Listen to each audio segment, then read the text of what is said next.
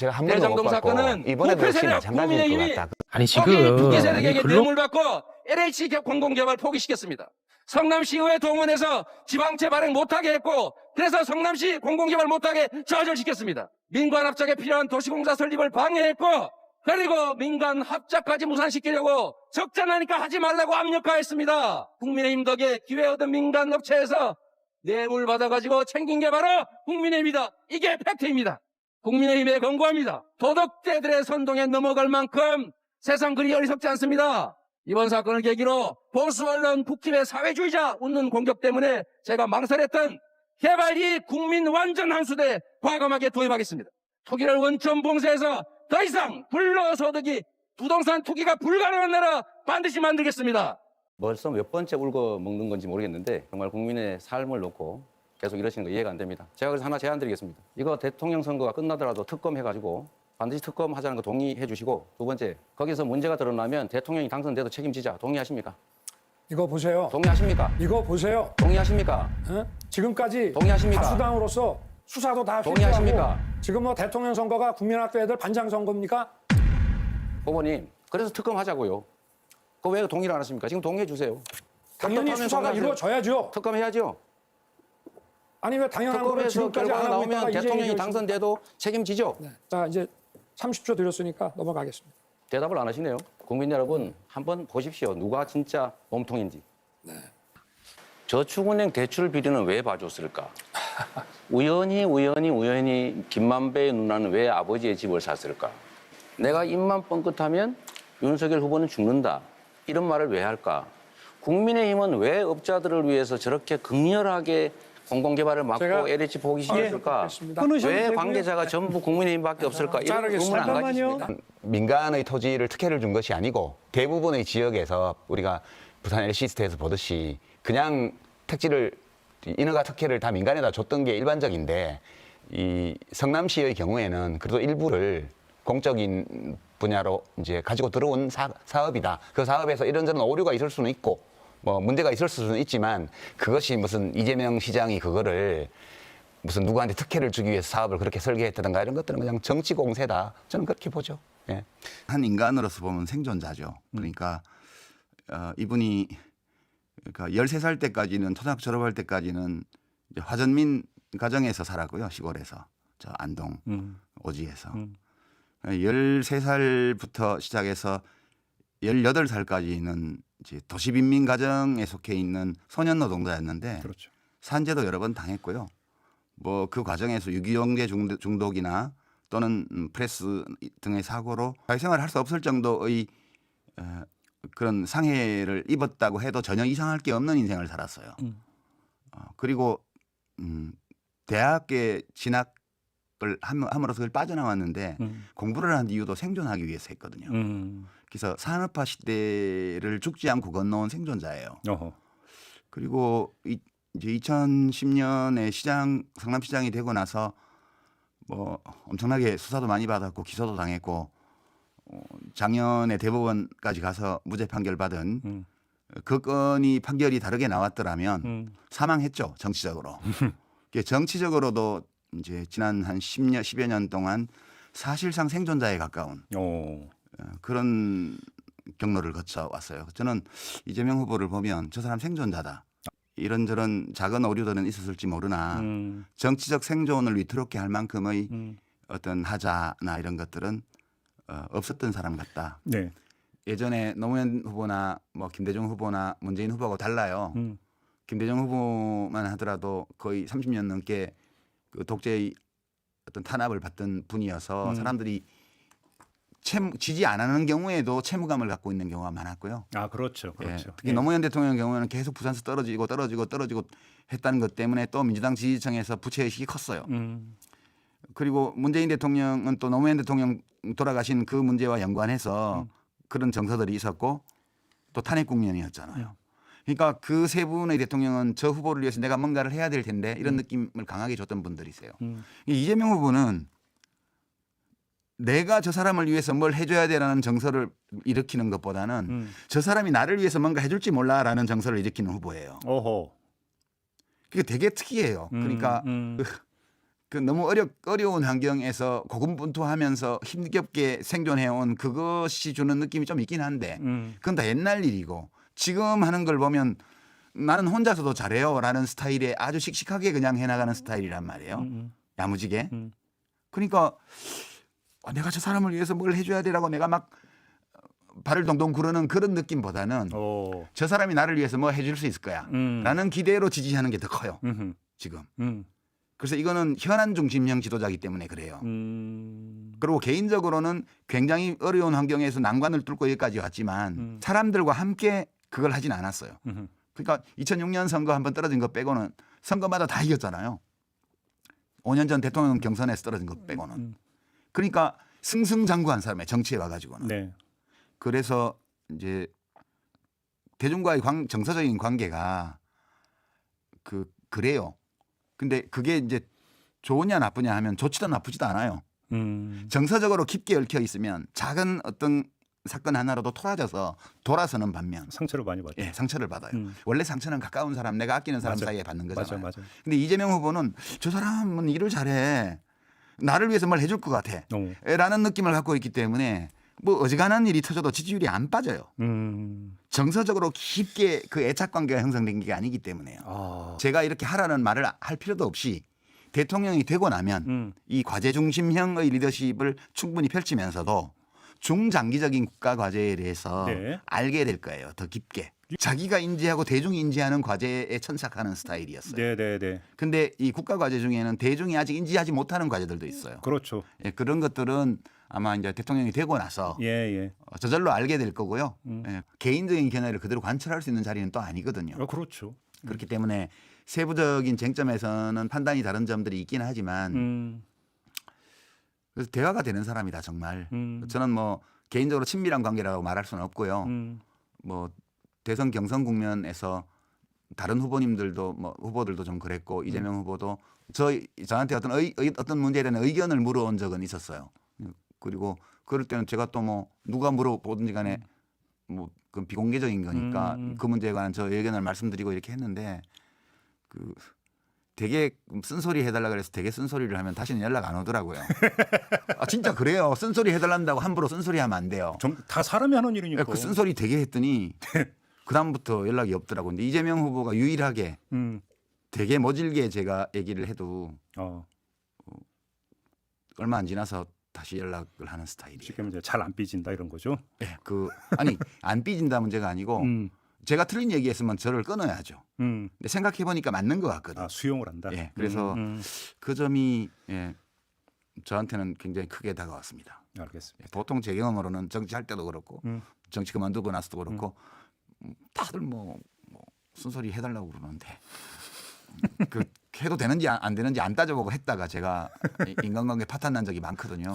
예, 그래서 그렇지 않은 정치인이어서 괜찮다. 알겠습니다. 저는 이 사건 자체가 지난 정권에서 이제 수사를 열심히 하셨잖아요. 수십 명의 검사가 달라붙어서 수사를 했고 본인들이 생각한 추징 규모하고 법원이 인정한 추징 규모하고 현저히 차이가 나는 거죠. 그런데 검찰은 자기네가 상상하는 사실관계를 토대로 추징 금액을 못 받게 됐다라고 주장을 하는데 그건 전혀가 다르다. 일단 법원이 최종적인 판단을 하는 기관이고 저희가 봤을 때는 이 부분에 이 정도면 합리적인 판단을 했다라고 보는 거고요.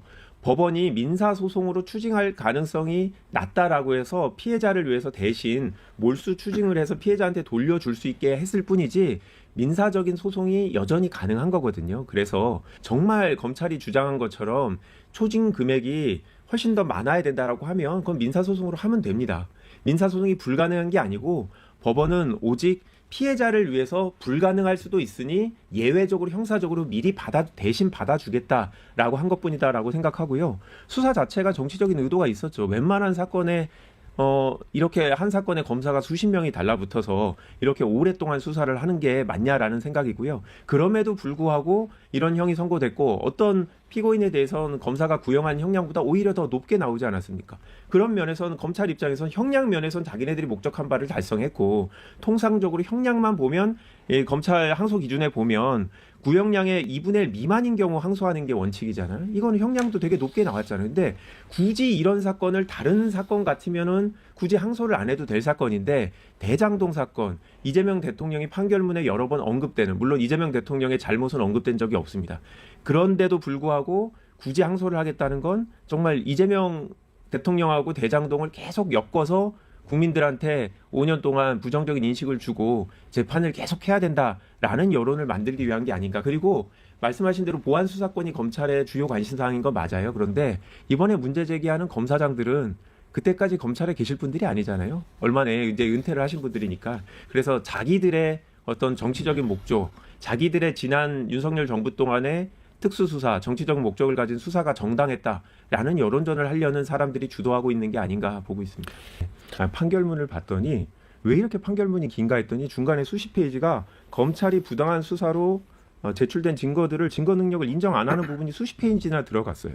그러니까 이 판결을 보면서 물론 이 피고인들은 나쁜 범죄를 저지르고 처벌받아야 응당한데 결국은 대통령을 어떻게든 연결시키려고 부당한 수사를 했다라고 보는, 저는 그 부분을 문제를 삼는 겁니다. 이 사건이 순수하게 대장동 일당만 잡으려고 했던 수사냐? 저는 검찰이 그런 의도가 아니었고 결국은 최정점에 이재명 성남시장이 결정한 거다라는 전제를 그리고 있잖아요. 그 전제는 검찰이 그렇게 되기를 바라는 소설이라고 보고 저는 사실과 다른데 여전히 검찰은 이 5명에 대한 수사가 아니라 최정점에 이재명 대통령이 있다라는 거를 밝히고 싶어서 수사를 하고 싶은 건데 그거는 나중에 이재명 대통령의 재판에서 판단하면 되는 문제입니다. 지금 이 문제를 주도하고 있는 사람들은 이 사건을 실제로 수사했던 사람들 중에 소위 특수부 수사 윤석열 대통령하고 가깝다는 사람들이 있기 때문에 저희는 이게 정치적인 의도가 들어갔다라고 보는 거고, 이런 특수수사의 문제 때문에 우리가 검경 수사권을 분리를 하는 건데 이 대장동 사건이 그런 상징적인 사건이라고 보는 거죠. 그게 지금 국진당과 네, 맞습니다. 윤석열의 전략이었잖아요, 네, 기본적으로. 그런데 그게 맞습니다. 우리나라는 그게 안 먹히는 게 그렇게 다행이죠. 우리는 스윙이 좀 넓어요. 그러니까 이제 이게 정치학에서는 네. 집단적 의사결정 이론에서는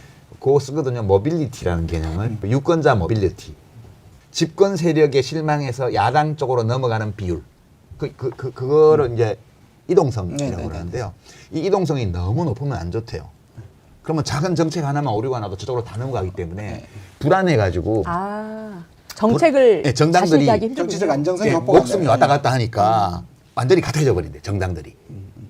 그러니까 다수 여론을 쫓아서 가기 때문에 정당 간의 차이가 없어지고 정치가 획일화된대요. 그 반대쪽은 이동성이 너무 낮잖아요.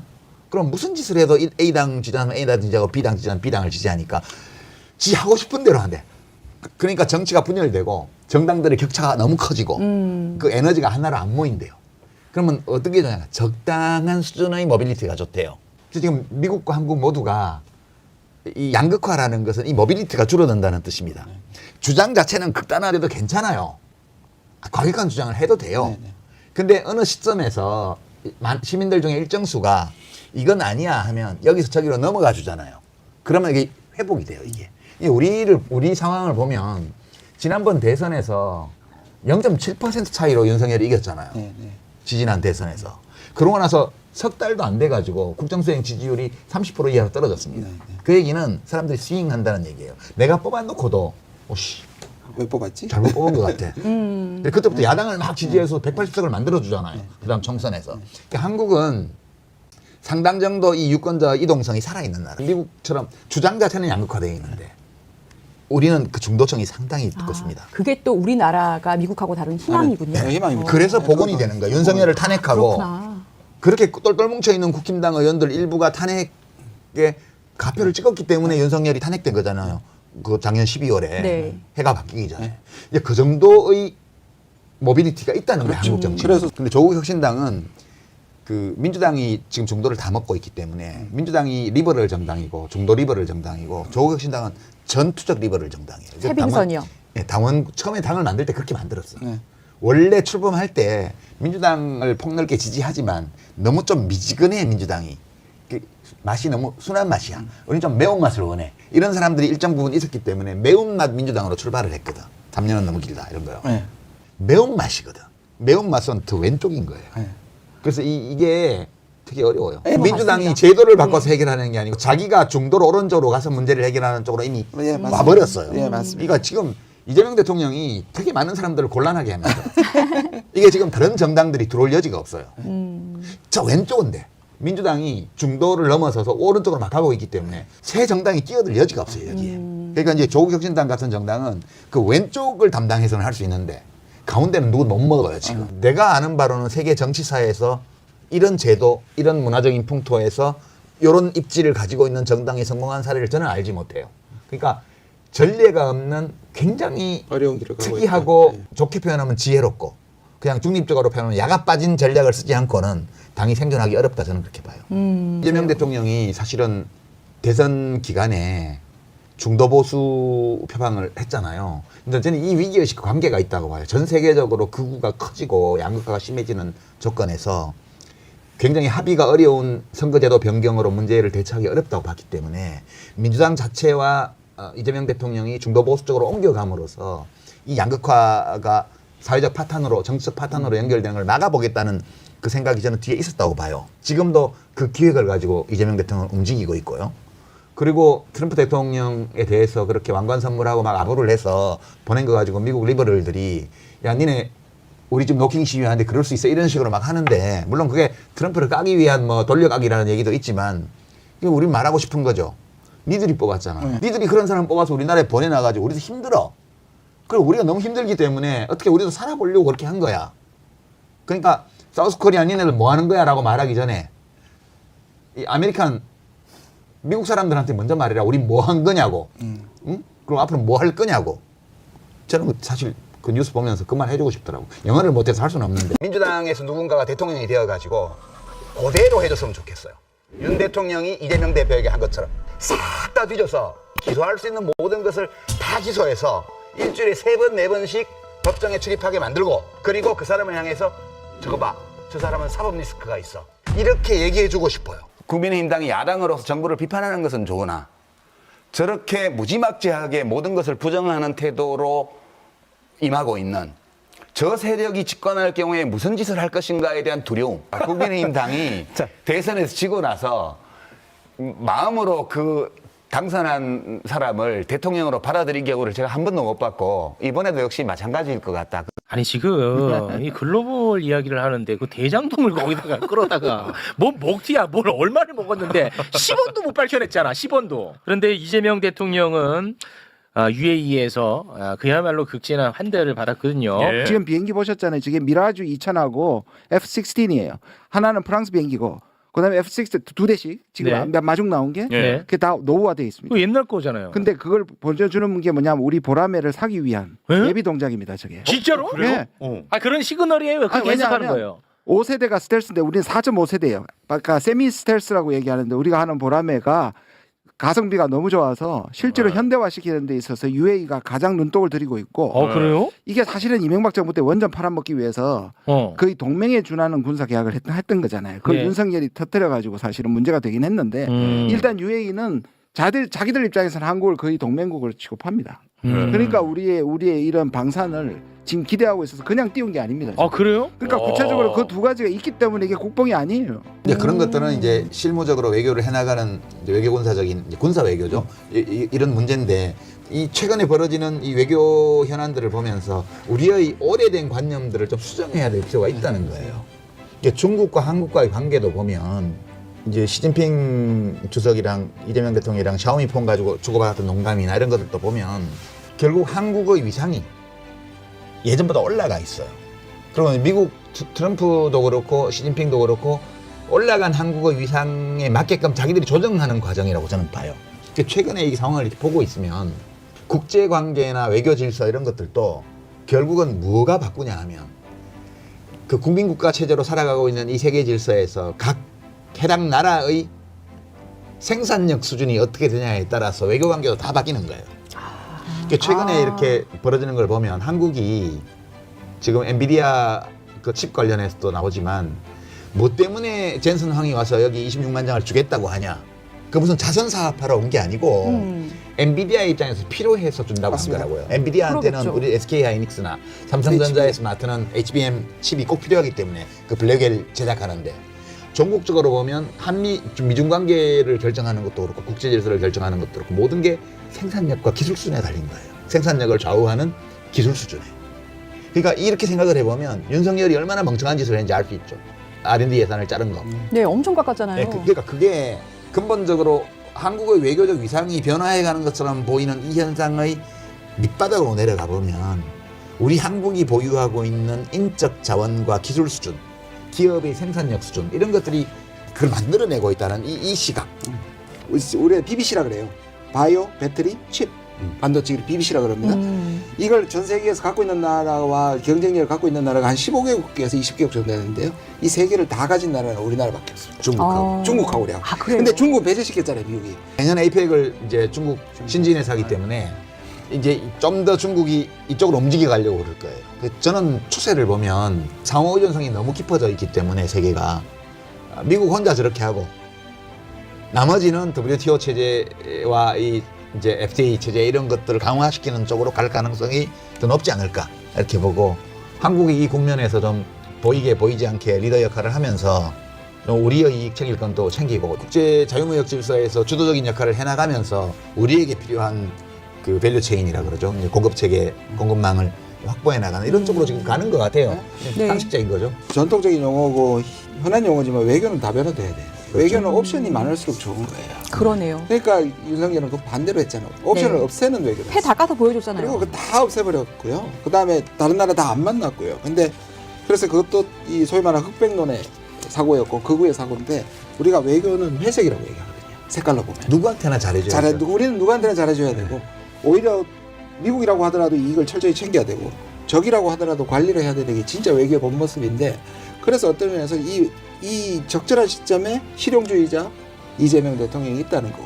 근데 이렇게 하려고 한 건 아닌데 하다 보니 이렇게 된 거 아니에요? 아니 뭐 우리 진실말 말했습니다. 뭐 아직까지 아까 말한 국제 정치가 사실은 저는 이재명 대통령을 보면 역대 이렇게 나쁜 대외 환경을 이 당면한 정권이 있었나 하는 생각이 네. 좀 들 정도인데 너무 잘하고 있고요.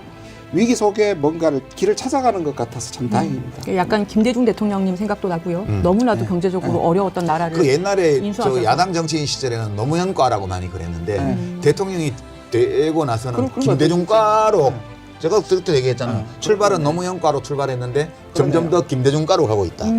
그러네요. 최근에 그게 많이 보이죠.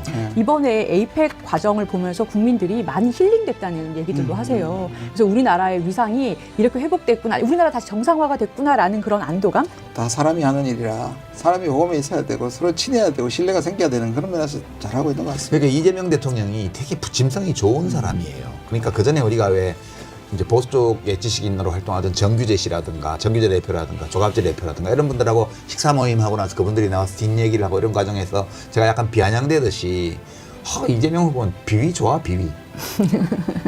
지금 허은하 전 기획신당 대표를 지금 네. 국민소통 비서관으로 비서관으로 데려갔죠. 쓰고 그 저쪽에서 사람들도 잘 데리고 오고 보훈처 장관도 모셔와가지고 보훈처 장관으로 임명을 하고 그 전 정부 때 있었던 성미령 장관 같은 경우 그냥 위임시키고 보면 굉장히 그 다감한 분이에요. 저는 그런 인격적 특성도 대통령이 되고 나서 비로소 이제 대중들에게 잘 보이는 거 아닌가. 왜냐면 그동안 너무 프레임에 쌓여 있었으니까. 맞아요. 악마화가 악마화가 됐었죠. 돼 있어서. 언론에 의해서. 네. 그래서 국민 주권이라는 게 그런 데서 국민을 믿는 거잖아요. 그런 이런 수많은 프레임과 이런 게 흔들리지 않게 국민이 뒷받침을 해야 외교력도 생겨. 그러니까 외교 현장에서 일어나는 일에 대해서 뭔가 이렇게 소스가 흘러나와가지고 보도가 되잖아요. 그건 내보낸 거라고 봐야 돼요. 근데 한국 사람들은 아직까지 내가 얼마나 강한지 우리나라가 얼마나 이렇게 컸는지에 대한 걸 못하는 거예요. 제가 그래서 가스라이팅이라고 얘기한 거예요. 그러니까 미국에 대해서 우리가 얼마든지 자주적인 강점을 갖고 지렛대를 가지고 버티낼 수 있는 부분이 있는데 그래서 그 부분을 지금 정부나 대통령은 깨고 있다. 우리가 그게 깨야 된다. 윤석열과 비교하면 얼마나 사대주의였고 친미 그냥 매국이었잖아요. 그다음 친일 매국이었단 말이에요. 거기에 비해서 얼마든지 자주적인 정부를 세울 수 있는 그런 기회가 왔다. 국운 상승이다. 저는 그 말이 너무 아까 얘기 너무 좋아요. 국운이 내려갈 때 윤석열 같은 사고가 있었으면 우리가 망했을 텐데 올라갈 때 잠깐 히껍 약간 깔꾹질한 거다. 그래서 다시 우리는 국운이 상승할 거다.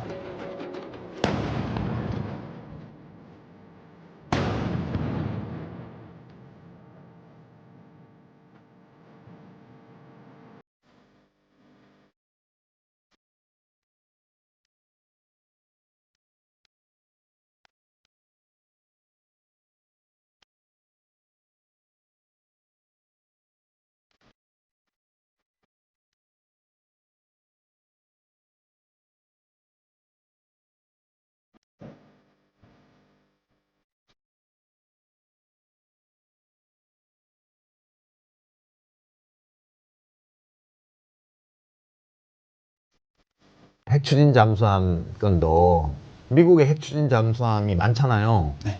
걔들이 지금 어디를 다니는지 아무도 모르잖아요. 모르죠.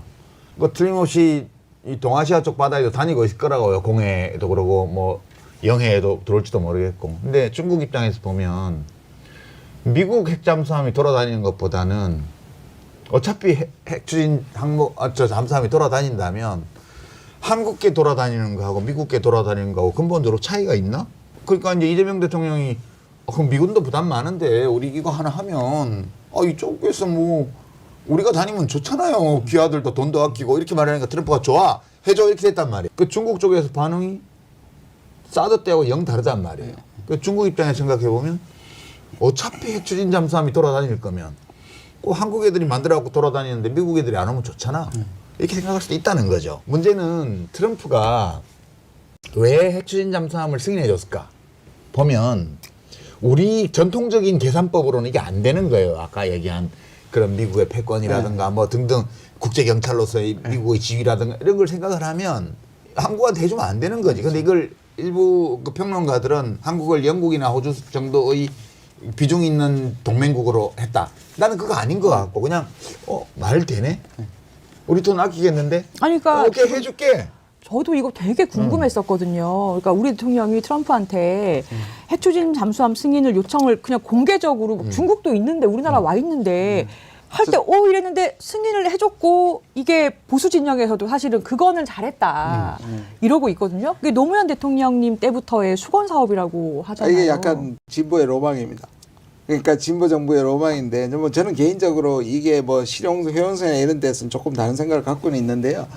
이 트럼프의 협상의 기술을 엄청 보신 것 같고요. 그렇죠. 연구를 엄청 많이 했어요. 똑같이 더 큰 걸 때려버린 겁니다. 사실 그 뭐 한미 원자력 협정이나 우리 재처리 문제나 이 문제가 손 봐야 되잖아요. 우리의 시급 사안인데 더한 걸 때리면 이거 오는 거니까. 왜냐면 이걸 하려면 이걸 해야 되니까. 이거는 당연히 따라오는 거거든요.